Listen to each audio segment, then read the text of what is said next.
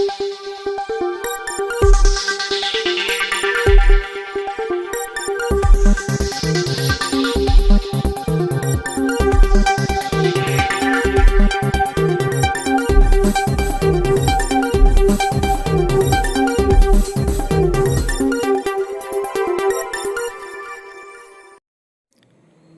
ଶୁଭ୍ରାଂଶୁ ସ୍ୱାଗତ ଜଣାଉଛି ଶୁଭ୍ର ନ୍ୟୁଜ୍କୁ। ଆଜି ମୁଁ ନେଇ ଆସିଛି ଆପଣଙ୍କ ପାଇଁ ଦେଶ ବିଦେଶ କିଛି ବଡ଼ ଖବର। ଦୈନିକ ଏହିପରି ଦେଶ ବିଦେଶ କିଛି ବଡ଼ ଖବର ଜାଣିବା ପାଇଁ ଆମ ଚ୍ୟାନେଲକୁ ସବସ୍କ୍ରାଇବ୍ କରନ୍ତୁ ଏବଂ ବେଲ୍ ନୋଟିଫିକେସନକୁ ଅନ୍ କରନ୍ତୁ। ଆସନ୍ତୁ ଜାଣିବା ଆଜିର ପ୍ରଥମ ଖବର। 7 ତାରିଖରୁ ରାଜ୍ୟରେ ପ୍ରବଳ ବର୍ଷା। ଆସନ୍ତା 7 ତାରିଖରୁ ରାଜ୍ୟରେ ପ୍ରବଳ ବର୍ଷା ହେବ। 9 ତାରିଖ ଯାଏଁ ବର୍ଷା ଜାରି ରହିବ। ପୂର୍ବରୁ କେନ୍ଦ୍ରୀୟ ବଙ୍ଗୋପସାଗରରେ ସୃଷ୍ଟି ହେବାକୁ ଥିବା ଘୂର୍ଣ୍ଣିବଳୟ ଲଘୁଚାପର ରୂପ ନେବ। ଆଞ୍ଚଳିକ ପାଣିପାଗ ବିଭାଗର ପୂର୍ବାନୁମାନ କହୁଛି 7ରେ ପୂର୍ବ କେନ୍ଦ୍ରୀୟ ବଙ୍ଗୋପସାଗରରେ ଘୂର୍ଣ୍ଣିବଳୟ ସୃଷ୍ଟି ହେବ। ଏହାର ପ୍ରଭାବରେ ପରବର୍ତ୍ତୀ 48 ଘଣ୍ଟାରେ ପଶ୍ଚିମ କେନ୍ଦ୍ରୀୟ ବଙ୍ଗୋପସାଗରରେ ଲଘୁଚାପ ହୋଇପାରେ। ସମ୍ଭାବ୍ୟ ଲଘୁଚାପ ପ୍ରଭାବରେ ରାଜ୍ୟର କିଛି ଜିଲ୍ଲାରେ ପ୍ରବଳରୁ ଅତି ପ୍ରବଳ ବର୍ଷା ହୋଇପାରେ। 7 ଓ 8 ତାରିଖରେ ପ୍ରବଳ ବର୍ଷା ହୋଇପାରେ। 7ରେ ନବରଙ୍ଗପୁର, କୋରାପୁଟ, ରାୟଗଡ଼ା, ମାଲକାନଗିରି, କଳାହାଣ୍ଡି, କେନ୍ଦୁଝର, ମୟୂରଭଞ୍ଜର କିଛି ଜିଲ୍ଲାରେ ପ୍ରବଳ ବର୍ଷା ହୋଇପାରେ। 8ରେ ଖୋର୍ଦ୍ଧା, ପୁରୀ, ଗଞ୍ଜାମ, ଗଜପତି, କଳାହାଣ୍ଡି, ନବରଙ୍ଗପୁର, କନ୍ଧମାଳ, କୋରାପୁଟ ଓ ରାୟଗଡ଼ା ଜିଲ୍ଲାରେ ପ୍ରବଳ ବର୍ଷା ହୋଇପାରେ। 9ରେ ଗଞ୍ଜାମ, ଗଜପତି, ପୁରୀ, ମାଲକାନଗିରି, କୋରାପୁଟ, ନବରଙ୍ଗପୁର, ରାୟଗଡ଼ା, କଳାହାଣ୍ଡି ଜିଲ୍ଲାରେ ଅତି ପ୍ରବଳ ବର୍ଷା ସମ୍ଭାବନା ଅଛି। କେନ୍ଦ୍ରାପଡ଼ା, ଜଗତସିଂହପୁର, କଟକ, ନୟାଗଡ଼, କନ୍ଧମାଳ, ଖୋର୍ଦ୍ଧା, ବଲାଙ୍ଗୀର ଓ ବୌଦ୍ଧ ଜିଲ୍ଲାରେ ପ୍ରବଳ ବର୍ଷା ହେବ ବୋଲି ବିଭାଗର ପୂର୍ବାନୁମାନ କରିଛି। ଦ୍ୱିତୀୟ ଖବର। 11 ତାରିଖରେ ଓଡ଼ିଶା ମିଳିତ ପୁଲିସ ସେବା ପରୀକ୍ଷା CPSI ଅନୁଷ୍ଠିତ ହେବ। ସବ୍ ଇନ୍ସପେକ୍ଟର SI ପଦରେ ନିଯୁକ୍ତି ଲାଗି ମିଳିତ ପୁଲିସ ସେବା ପରୀକ୍ଷା CPSI ପୁଣି ଥରେ ଆସନ୍ତା 11 ତାରିଖରେ ହେବ ବୋଲି ଜଣାପଡ଼ିଛି। ପୂର୍ବରୁ ଅନଲାଇନ୍ ଓଡ଼ିଆ ପରୀକ୍ଷାରେ ବାରମ୍ବାର ବିଭ୍ରାନ୍ତ ହେବାରୁ ଏଥର ଅଫଲାଇନ୍ ଏହି ପରୀକ୍ଷା ହେବ। 100 ମାର୍କ ବିଶିଷ୍ଟ ଏହି ପରୀକ୍ଷା OMR ସିଟ୍ରେ କରାଯିବ ବୋଲି Odisha police recruitment board chairman ADG doctor Sudhanshu Kumar Shadangi କହିଛନ୍ତି। ମିଳିଥିବା ସୂଚନା ଅନୁସାରେ ଅଫଲାଇନ୍ରେ ମିଳିତ ପୁଲିସ ସେବା ପରୀକ୍ଷା ରାଜ୍ୟର 30 ଜିଲ୍ଲାର 32 ସେଣ୍ଟରରେ କରାଯିବ। ଏଥିପାଇଁ କଟକ ଏବଂ ଖୋର୍ଦ୍ଧା ଜିଲ୍ଲାରେ 2ଟି ଲେଖାଏଁ ସେଣ୍ଟର ହୋଇଥିବା ବେଳେ ଅନ୍ୟ ଜିଲ୍ଲାରେ ଗୋଟିଏ ଲେଖାଏଁ ସେଣ୍ଟର କରାଯାଇଛି। ପରୀକ୍ଷା ପୂର୍ବାହ୍ନ 10ଟାରୁ 11:30 ପର୍ଯ୍ୟନ୍ତ ଚାଲିବ। ପରୀକ୍ଷାରେ କିପରି ସ୍ୱଚ୍ଛତା ଅବଲମ୍ବନ କରାଯାଇପାରିବ ସେ ନେଇ ବୋର୍ଡ ପକ୍ଷରୁ ସ୍ୱତନ୍ତ୍ର ପଦକ୍ଷେପ ନିଆଯାଇଛି। ଜିଲ୍ଲା ସ୍ତରରେ SP ଏବଂ କଟକ, ଭୁବନେଶ୍ୱର DCP ପ୍ରତ୍ୟକ୍ଷ ଭାବେ ସେଣ୍ଟରରେ ଉପସ୍ଥିତ ରହି ପରୀକ୍ଷା ପରିଚାଳନା ଅନୁଧ୍ୟାନ କରିବା ଲାଗି ନିର୍ଦ୍ଦେଶ ଦିଆଯାଇଛି।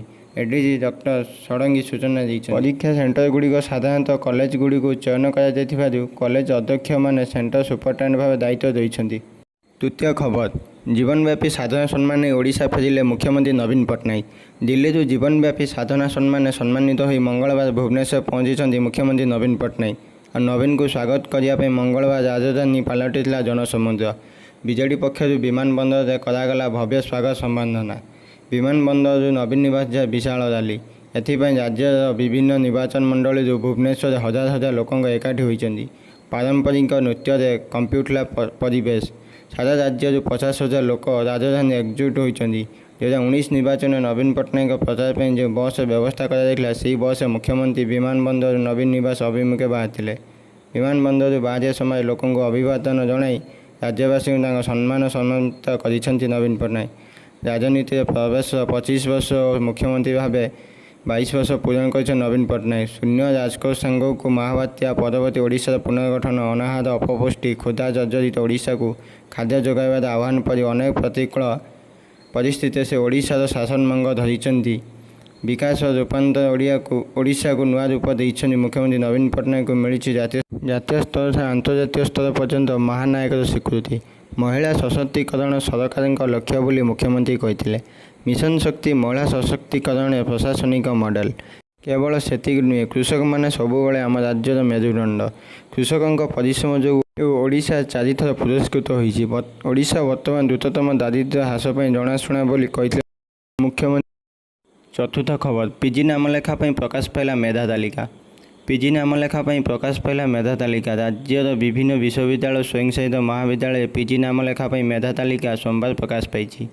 ସାରା ରାଜ୍ୟରେ ମେଧା ତାଲିକା ପ୍ରକାଶ ପାଇଥିବା ବେଳେ ଆସନ୍ତା 15 ତାରିଖରେ ପ୍ରଥମ ପର୍ଯ୍ୟାୟ ସିଟ୍ ଆଲଟମେଣ୍ଟ କରାଯିବ। ସେହିପରି ସେପ୍ଟେମ୍ବର 16 ଓ 17 ତାରିଖରେ ପ୍ରଥମ ପର୍ଯ୍ୟାୟ ନାମଲେଖା ହେବ। 19 ତାରିଖ ପର୍ଯ୍ୟନ୍ତ ପିଲାଙ୍କୁ ସ୍ଲାଇଡ୍ ଅପ୍ ପାଇଁ ସୁଯୋଗ ଦିଆଯିବ। सेप्टेम्बर 23 तारिख द्वितीय पर्याय आलटमेंट तालिका प्रकाश पाइब। 25 तारिख सुधा द्वितीय पर्याय नामलेखा प्रक्रिया शेष होगा बेले सेप्टेम्बर 29 तारिख खाली सीट संपर्क साम्स वेबसाइट तथ्य अपलोड हो। तेज अक्टोबर 10 तारिख स्पॉट नामलेखा विज्ञप्ति प्रकाश पाइब।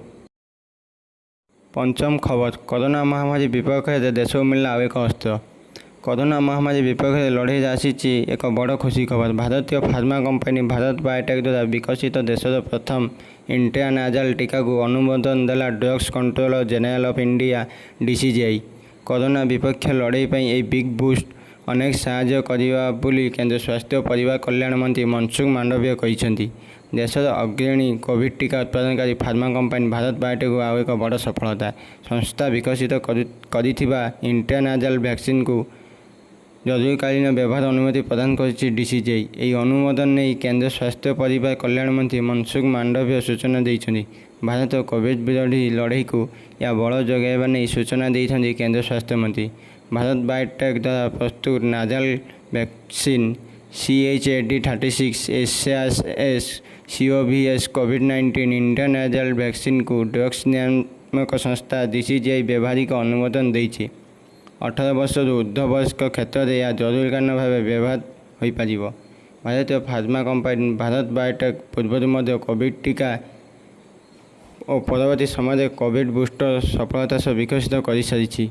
बूस्टर डोज आसिया पर देशव्यापी जारी रही कोविड टीकाकरण सिरिंज व्यवहार को एड़ाई नाजल वैक्सीन बा केवल ड्रप आकार नाक दिया टीका विकसित करने नहीं गुरुत्व दि जाता। एने भारत बायोटेक समेत सेरम और अन्य किसी अग्रणी फार्मा संस्था मिशन जारी रखिंट। एवं यह क्षेत्र में प्रथम सफलता पाई भारत बायोटेक।